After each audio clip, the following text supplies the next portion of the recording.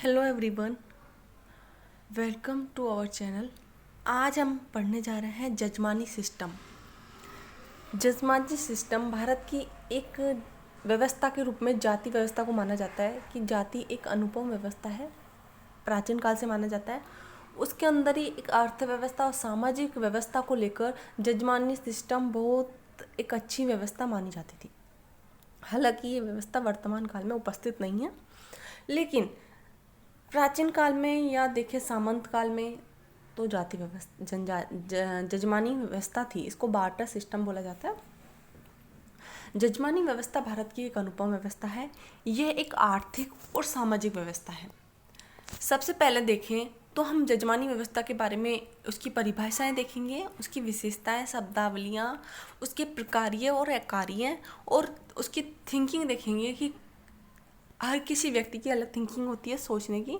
इस प्रकार हम देखेंगे कि किस प्रकार की व्यवस्था है। कोई इसे संरचनात्मक प्रकार्यात्मक व्यवस्था मानता है, कोई इसे संघर्षात्मक व्यवस्था मानता है। तो जजमानी व्यवस्था भारत की एक अनुपम व्यवस्था है। सबसे पहले विलियम वाइजर ने 1936 में, जो अंग्रेजी शासन काल में विलियम वाइजर थे, इन्होंने सबसे पहले 1936 में हिंदू जजमानी सिस्टम नामक बुक में जजमानी व्यवस्था को प्रकार्यात्मक व्यवस्था माना कि एक तरह से प्रकार्यात्मक व्यवस्था है। लोगों में सहयोगात्मक भावनाएं देखी जा सकती है कार्य आर्थिक आधार पर। इस प्रकार व्यवस्थित और इसका व्यवस्थित अध्ययन देखें तो मेंडलबाम ने किया था। उनकी बुक थी 1995 में आई थी, सोसाइटी इन इंडिया। उन्होंने बाद में अध्ययन किया था 1995 में। तो जजमानी व्यवस्था की विशेषता परिभाषा देखी तो ऑस्कर लेविस ने कहा था कि जजमानी व्यवस्था में गांव व प्रत्येक जाति समूह से अन्य जातीय के परिवारों के लिए कुछ विशेष निश्चित सेवाओं की व्यवस्था की गई थी कि एक जाति इस प्रकार की व्यवस्था थी कि है ना, बार्टर सिस्टम था कि जैसे कि हम पड़ोसी के घर जाते हैं चीनी लेने, तो बाद में हम उसको चीनी लौटा देते हैं। कटोरी चीनी लेके आता है, बाद में हम उसको लौटा देते हैं। ये एक तरह से वस्तु के बदले वस्तु, इस तरह से बार्टर सिस्टम था।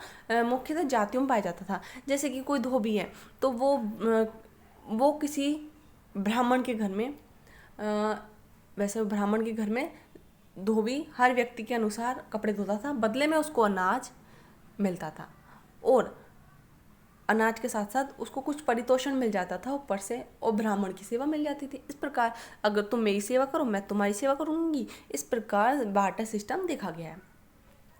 ऑस्कर लेविस ने कहा था कि गांव में प्रत्येक जाति समूह अन्य जाति के परिवारों के लिए कुछ निश्चित सेवाओं की व्यवस्था की गई थी। वहीं विलियम वाइजर की देखिए तो इस व्यवस्था के अंतर्गत जाति के कार्य पीढ़ी दर पीढ़ी चलता रहता था। इस कार्य पर उसका एकाधिकार होता था और एक जाति दूसरी जाति की आवश्यकता की पूर्ति करती थी।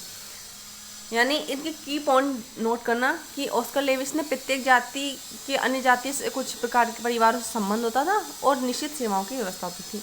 वहीं विलियम वाइजर ने पीढ़ी दर पीढ़ी बताया कि ये एकाधिकार था उनके कार्यों पर। योगेंद्र सिंह ने क्या कहा था कि जजमानी व्यवस्था जाति के समस्त खंडों के आदान प्रदान के सिद्धांत पर अंतर संबंधित है। जाति व्यवस्था क्या है कि जो जातियाँ हैं समस्त खंडों में बटी हुई हैं और आदान प्रदान की एक अंतर संबंधी व्यवस्था है। ड्यूमा ने बताया कि जाति व्यवस्था वंशानुगत व्यक्तिगत संबंधों के माध्यम से सूक्ष्म विभाजन को व्यक्त करती है। यानी सूक्ष्म विभाजन होता है उनके बीच में। व्यक्तिगत वंशानुगत यानी एक अगर मेरे पिता वो कार्य कर रहे हैं तो मैं भी उसी प्रकार की सेवा उसको दूंगा। इस प्रकार की सेवा पीढ़ी दर पीढ़ी चलती रहती थी। जो कार्य पिता करता था वही उसके बेटे बेटी करते थे, मतलब उसके वंश करते थे। इस प्रकार व्यक्तिगत संबंधों के माध्यम से सूक्ष्म विभाजन व्यक्त करती थी। यह आर्थिक प्रणाली के साथ साथ सांस्कृतिक अभिव्यक्ति भी थी। यानी व्यक्ति के संस्कृति, जैसे कि विवाह समारोह में भी इस प्रकार की बार्टर सिस्टम चला आता था कि विवाह में अगर भोजन बनाने के लिए लकड़ियों की ज़रूरत है तो खाती लकड़ियों को काट कर देगा और विवाह में अपनी मदद करेगा, और नाई बाल कटिंग वटिंग करेगा। उनकी जो स्त्रियां होती थी वो उनकी जो जजमानों की जो पत्नियां होती थी उनकी सर की मालिश करना, उनको तैयार करना और किसी गांव में भोजन के लिए निमंत्रण देना, सब नाई की व्यवस्था होती थी। नाई करते थे ऐसी व्यवस्था। इस प्रकार बणियों का भी इस प्रकार काम था कि व्यापार अपनी सामान देना किसी को उधारी पे, और बदले में वो एक है ना पर्टिकुलर गांव से व्यवस्था नहीं थी, 8-10 गांव उस बनिए से सामान लेते थे। इस प्रकार की व्यवस्था थी कि एक धोबी एक ही घर की सेवा नहीं करता था, वो 15-20 घरों की सेवा करता था। इस प्रकार सिस्टम था। फिर ड्यूमा ने कहा था कि जाति व्यवस्था अंशानुगत व्यक्तिगत संबंधों के माध्यम से सूक्ष्म विभाजन व्यक्त करती है, या आर्थिक प्रणाली के साथ साथ सांस्कृतिक अभिव्यक्ति है। अब जजमानी व्यवस्था की विशेषता देखें तो ये सामाजिक आर्थिक व्यवस्था है। सामाजिक है कि समाज को एक खंडात्मक विभाजन के माध्यम से व्यक्ति एक दूसरे को कार्य कर रहा है, प्रकार्यात्मक आधार पर कार्य कर रहा है। ये सावयवी व्यवस्था है। और आर्थिक विभाजन देखें तो आर्थिक व्यवस्था है कि वो कुछ ना कुछ परितोषण, सेवाएं, वस्तुएं मिल रही हैं उसको। सामाजिक व्यवस्था के साथ साथ आर्थिक व्यवस्था है, वस्तु और सेवा का आदान प्रदान होता है, जैसे कि वस्तु के बदले वस्तु मिल जाती है, या वस्तु के बदले सेवा मिल जाती है, या कुछ परितोषण मिल जाता है। इस प्रकार वस्तु और सेवा का आदान प्रदान होता है। इसमें जजमान और कमीन के बीच में संबंध पाया जाता है। अगर सेवा जिसकी सेवा करता है, एक व्यक्ति जिसकी सेवा करता है उसको जजमान कहेंगे, और बदले में उसको सेवा करने वाला कमीन और सेवा लेने वाला जजमान कहलाएगा। जजमान मुख्यतः अपभ्रंश है यजमान का अपभ्रंश बना जजमान। धीरे धीरे चेंज होकर यजमान थोड़ा मुश्किल होता था बोलने में, इस पर धीरे धीरे वर्ड होकर जजमान बन गया। जजमान मुख्यतः ब्राह्मणों और क्षत्रियों को बोला जाता था। उच्च जाति के व्यक्तियों को जजमान बोला जाता था। इसमें एक अपवाद भी है कि अगर ब्राह्मण किसी व्यक्ति को सेवा दे रहा है, अपनी पंडिताई की सेवा दे रहा है, तो उसको कमीन क्यों नहीं बोला जाता, ये एक अपवाद है, उसको जजमान ही बोला जाएगा, हालांकि सेवा तो ब्राह्मण भी दे रहा है। इस प्रकार अपवाद देखने को मिल रहा है। कमीन को धोबी, कुम्हार आदि जो सेवाएं करने वाली जातियाँ होती हैं उनको कमीन बोला जाता था। कमीन के हर एरिया में इसके अलग अलग अर्थों से डिफाइन किया जाता था कमीन को। और वंशानुगत व्यवस्था थी, यानी पीढ़ी दर पीढ़ी चलने वाली व्यवस्था है। जाति का खंडात्मक विभाजन है कि जाति को खंडों में बांटती है कि ये इस प्रकार के ब्राह्मण इस प्रकार कार्य करेंगे, क्षत्रिय इस प्रकार के कार्य करेंगे, और न शूद्र इस प्रकार कार्य करेंगे, वैश्य इस प्रकार खंडों में विभाजन देखने को मिलता है। अब इसकी शब्दावलियाँ देखें तो कमीन के नाम है। महाराष्ट्र में इसको बलूरे बोले जाते हैं, बलूते। मद्रास में मिरासी, मैसूर में अद्दे, कश्मीर में पत्तो, बंगाल और उड़ीसा में कमियाँ, और एमपी में हालिया बोला जाता था। एमपी में हालिया और बंगाल और उड़ीसा में कमियाँ। वहीं जजमान को भी अन्य नामों से संबोधित किया जाता था। यूपी बिहार में इसको जजमान बोला जाता था। महाराष्ट्र में मिलिंद, कश्मीर में बालूता, और गढ़वाल, जो उत्तराखंड में गढ़वाल पड़ता है, उसमें ईजा बोला जाता था। इस प्रकार जजमान के भी अलग अलग नाम थे। और जजमान मुख्यतः इसमें यूपी में बोला जाता था जजमान। यूपी, बिहार, राजस्थान में कुछ एरिया में जजमान बोला जाता था। जजमानी व्यवस्था के गुण दोष को देखें तो F.G. वेली ने इसको अच्छी तरह डिफाइन किया है। उन्होंने यूपी के मेरठ के चंपक और सैया गांव का अध्ययन किया था। इन्होंने प्रकारीय आधार पर देखें तो सामाजिक आर्थिक सुरक्षा मिलती थी। व्यक्ति एक तरह से उनको कार्य डिफाइन किया जा सकता है कि तुम धोबी ये कार्य ही करेगा, नाई ये कार्य ही करेगा, तो सामाजिक आर्थिक सुरक्षा मिलती थी। उसमें संघर्ष कम देखने को मिलता था। और ये सहयोगी प्रक्रिया थी कि अगर तुम मेरा काम करोगे मैं तुम्हारा काम कर दूंगा। इस प्रकार सहयोगात्मक प्रक्रिया के आधार पर डिफाइन किया जा सकता है। और जातीय संघर्षों की संभावना कम होती थी। जातियों में संघर्ष कम होता था कि है ना, एक पर्टिकुलर जाति को इतने लोगों का काम दे दिया गया, उसमें उसकी परितोषण उस हिसाब से हो जाता था। जैसे कि धोबी अगर किसानों के कोई काम करता, किसान बदले में उसको अनाज दे देता था।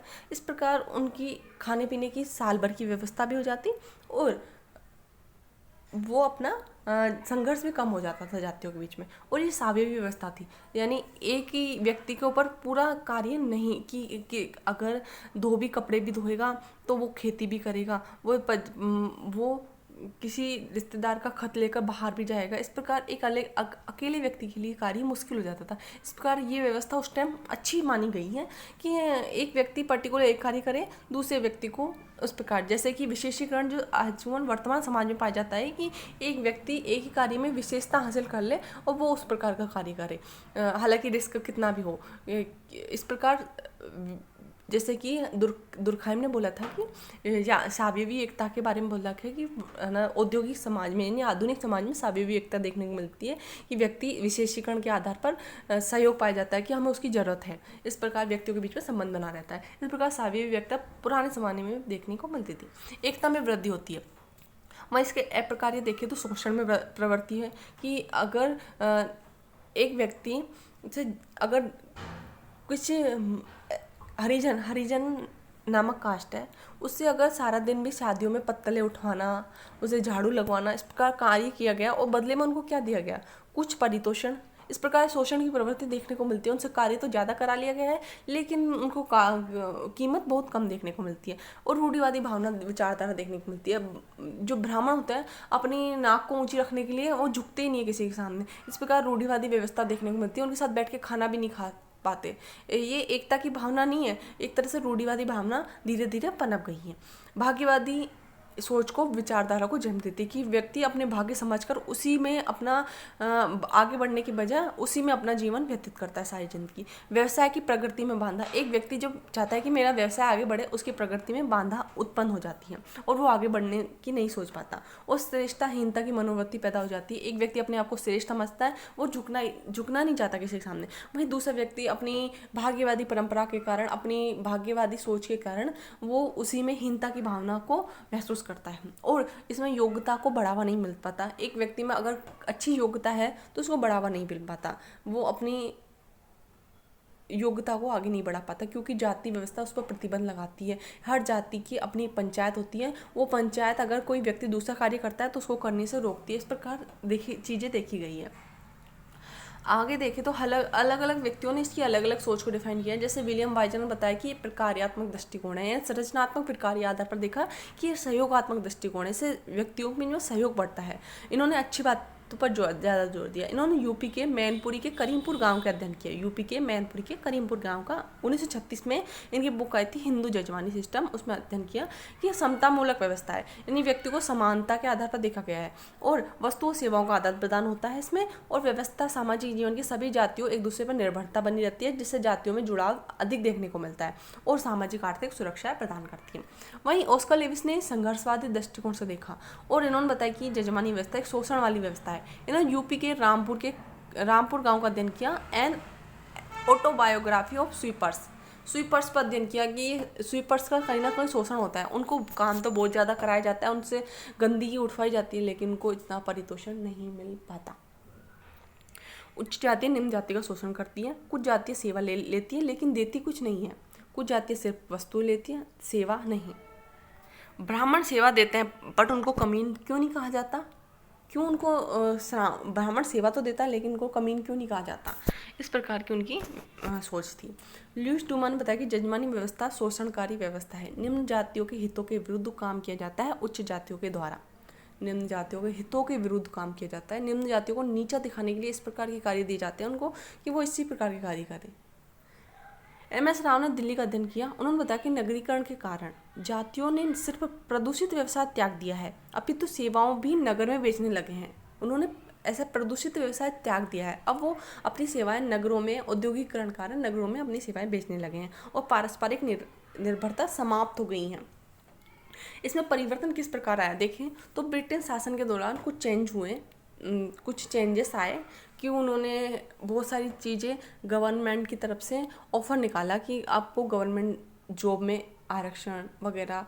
ब्रिटिश शासनकाल में बहुत कुछ व्यवस्था हुई थी, इस कारण जजमानी व्यवस्था में कहीं ना कहीं चेंजेस आए कि औद्योगिकरण पूंजीवाद मुख्यतः ब्रिटिश शासन के दौरान ही यूरोपियन समाज से हमारे समाज में आया। इस प्रकार लोग नगरीकरण, औद्योगिकरण कारण लोग शहरों की ओर पलायन होने लगे, जिससे नगरों में अपना जो श्रम है वो नगरों में बेचने लगे। इस प्रकार ये व्यवस्था परिवर्तन हुई। आधुनिक शिक्षा कारण व्यवस्था परिवर्तित हुई और वैकल्पिक मुद्रा जैसे रुपया चलने लगा। लोग पैसों के बदले काम करवा लेते हैं, लेकिन आजकल सेवाओं के बदले सेवाएं नहीं चलती। पैसों के बदले आप ब्राह्मण को पैसा दो, आपका काम कर जाएगा, भले आप भंगी के घर हो या किसी घर में हो। इस प्रकार वैकल्पिक मुद्रा चलने लगी। दलितों में चेतना आई कि हम ऐसा व्यवसाय क्यों करें, हम प्रदूषित व्यवसाय क्यों करें। औद्योगिकरण, नगरीकरण, व्यवसाय में नगरीकरण के कारण भारतीय समाज में जजमानी व्यवस्था सांकेतिक व्यवस्था के रूप में देखने को मिलती है। संकेत आज भी व्यवस्था देखने को मिलती है, पर संकेतों के आधार पर देखने को मिलती है। ज़्यादा इसमें इन्वॉल्वमेंट अब पहले की वजह अब तो बिल्कुल कम हो गया है। हालांकि ये ना कई व्यवसाय में आप पैसा दे दो, आपका व्यवसाय, आपका काम वो लोग इस प्रकार करेंगे। जैसे ब्राह्मण को पैसा दे दो, आपका काम कर जाएंगे। नाई को पैसा दे दो, आपके कटिंग वगैरह आपकी कुछ भी कार्य है वो कर जाएंगे। इस प्रकार सांकेतिक व्यवस्था के रूप में देखने को मिलती है। इस प्रकार आज हमने जजमानी व्यवस्था पढ़ा। जजमानियों में हर जाति की अपनी एक वो होती थी, क्या बोलते हैं, अपनी एक हर जाति की अपनी एक पंचायत होती थी। वो उस जाति को अन्य कार्य करने से रोकती थी, और गांव से अगर कोई व्यक्ति गांव से बाहर भी जाना चाहे तो उसको भी रोक लगाती थी, आप नहीं जा सकते, आपका एक कार्य आप इसको छोड़ नहीं सकते। इस प्रकार ये उद्रक व्यवस्था थी, यानी वर्टिकल व्यवस्था थी। और कुछ संबंध स्थायी भी थे। जजमानी व्यवस्था आनुवांशिक थी, और ये परितोषण की परंपरागत व्यवस्था थी। परितोषण सेवा के बदले सेवा ले सकते हो, सेवा के बदले आप काम करने वाली जाति को कुछ है ना दैनिक, मासिक, वार्षिक, दशहरा, त्योहार आदि पर आप कुछ को उसको परितोषण दे सकते हो। परितोषण में कभी कभी छूट के रूप में भी विशेष रूप से फटे पुराने कपड़े दे दिए जाते थे, और छोटी मोटी नौकरी दिला दी जाती थी, किराए का मकान भी दे दिया जाता था। इस प्रकार कमीन के कार्य क्षेत्र भी डिफाइंड थे। कमीन है ना, जैसे कि देखा जाए तो एक है ना बनिया ना जो 10-15 लोगों के लेन देन रखता था, और नाई 1-2 गांव की सेवा किया करता था। इस प्रकार हर व्यक्ति के अपने कार्य डिफाइन थे। इस प्रकार जजमानी व्यवस्था अच्छी व्यवस्था थी, लेकिन कुछ पॉजिटिव के साथ साथ कुछ नेगेटिव देखने को मिलता है। इस प्रकार ये सहयोगात्मक व्यवस्था के साथ साथ एक शोषणकारी व्यवस्था भी मानी गई। इस प्रकार थैंक यू।